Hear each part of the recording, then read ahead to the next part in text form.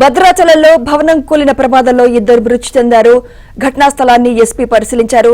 శిథిలాలను తొలగించేందుకు Singareni rescue team రంగంలోకి దిగింది. సహాయక చర్యలు కొనసాగుతున్నాయి.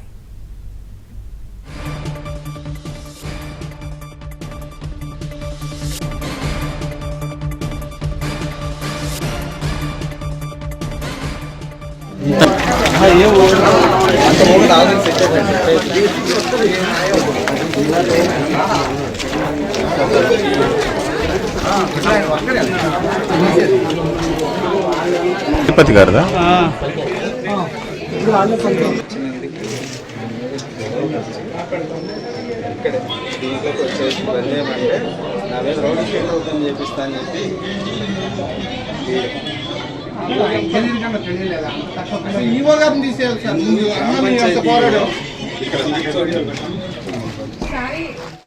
రాంబాబు మా తమ్ముడు మా బ్రదర్ పేరు పరిశాల ఉపేందర్. పోయిన ఆదివారం రోజే అతను అమ్మటి ఇంకో మేసుగాను అతను వచ్చి బిల్లింగ్ మాట్లాడుకున్నాక నాతో అన్నాడు కదా అన్న బిల్లింగ్ పడే స్టేజ్లో ఉండి నేను చేయనని అంది. మరి చేయనప్పుడు ఆ పని చేయొద్దురా మరి పంచాయతీ వాళ్ళు ఎట్లా పర్మిషన్ చెప్తారు వాళ్ళట చేయించుకుంటారంటే ఏమన్నా వాళ్ళకి ఏదో రికమెండేషన్ అంటే ఏదైనా అని చెప్పిండు. ఆయన నేను పోనని 2 రోజులు సోమవారం మంగళవారం పనికి వెళ్ళకుండా మళ్ళీ ఇంకో మేసులు వచ్చి మాట్లాడుకున్న మేసులు వచ్చి మా వాడిని తీసుకొని వచ్చింది. ఈరోజు తీసుకొని వచ్చి పని చేశారు. ఉదయం చేశారు, మధ్యాహ్నం భోజనానికి వచ్చినాక 2 గంటల తర్వాత మళ్ళీ అన్న పనికి వెళ్తానని మా అబ్బాయి బండి అడుక్కొని వచ్చింది. బండి అతను కూడా కాదు మా అబ్బాయి తీసుకొని వచ్చి పని మొదలు పెట్టినాక 1 గంట తర్వాత కూలిపోయిందని బిల్డింగ్ కూలిపోయింది. తర్వాత మాకు 3 గంటలకు ఫోన్ వచ్చింది. నేను దాదాపు వచ్చాను కన్ఫర్మ్ చేసుకుంటే ఫోన్ చేస్తే ఫోన్ స్విచ్ ఆఫ్ అవుతాను. బండి అయితే అది మాది. భద్రాచలంలో భవనం కూలిన ప్రమాదంపై మరింత సమాచారం మా ప్రతినిధి రవి అందిస్తారు. రవి, ఆల్రెడీ 2 మృతి చెందినట్టు తెలుస్తోంది. శిథిలాల కింద ఇంకా ఎంతమంది ఉన్నారు? అక్కడ సహాయక చర్యలు ఎలా కొనసాగుతున్నాయి రవి?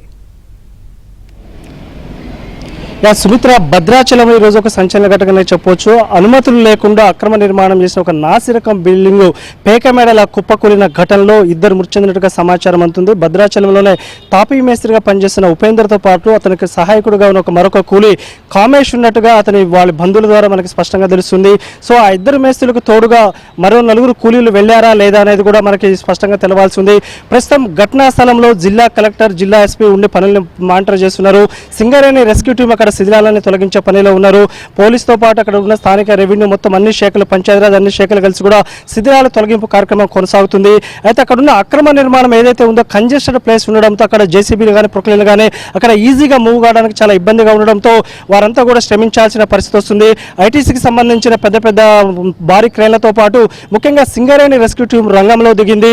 ఈ రోజు మొత్తంగా చూస్తే మరికొద్ది సేపట్లో ఆ శిథిలాలను తొలగిస్తే మృతులు ఎంతమంది ఉన్నారని కూడా ఒక స్పష్టత వచ్చే అవకాశం ఉంది. ఇక ఈ బిల్డింగ్ సంబంధించిన వివరాలు చూస్తే శ్రీపతి శ్రీనివాసరావు అనే ఒక వ్యక్తి ఒక మఠం పేరుతో ఒక అమ్మవారి గుడి నిర్మాణం చేస్తూ డొనేషన్లు విరివిగా సేకరించి ఒక పాత బిల్డింగ్ 2 అంతస్తులను ఒక పాత బిల్డింగ్ పై మరో అదనంగా 4 అంతస్తులు అనుమతులు లేకుండా నిర్మాణం చేశారు. భద్రాచలం అనేది 170 యాక్ట్ లో ఉంది. అక్కడ ఎలాంటి రిజిస్ట్రేషన్ ఉండవు. అనుమతులు లేకుండా అక్రమంగా నిర్మాణం చేస్తే పంచాయతీ సిబ్బంది కూడా గత ఏడాది అతన్ని అడ్డుకోవడం జరిగింది. ఆ పంచాయతీ సిబ్బందిపై కూడా అతను చాలా దురుసుగా వ్యవహరించిన వీడియోలను కూడా మనం స్పష్టంగా చూసాం. అంటే గత 2 ఏళ్లుగా ఈ అక్రమ నిర్మాణం కొనసాగుతుంది.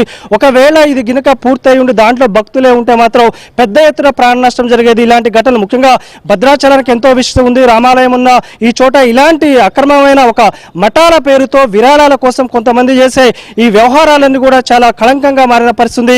ఈ ఘటన తెలుసుకున్న మంత్రి తుమ్మల నాగేశ్వరరావు జిల్లా అధికారులకు స్పష్టంగా ఆదేశాలు జారీ చేశారు. వెంటనే సహాయ చర్యలు చేపట్టి మృతులు ఎవరున్నారు అనేది కూడా అక్కడ శిథిలాల తొలగింపు కార్యక్రమం వేగవంతం చేయాలని కూడా మంత్రి ఇప్పటికే ఆదేశాలు జారీ చేయడంతో జిల్లా కలెక్టర్, ఎస్పీ స్వయంగా ఉండి సింగరేణి రెస్క్యూ టీం కూడా అక్కడ రెస్క్యూ చేసిన పరిస్థితి ఉంది. ప్రస్తుతం మనకున్న సమాచారం ప్రకారం అధికారికంగా 2 మృతి చెందినట్టు తెలుస్తుంది. Sumitra, thank you Ravi.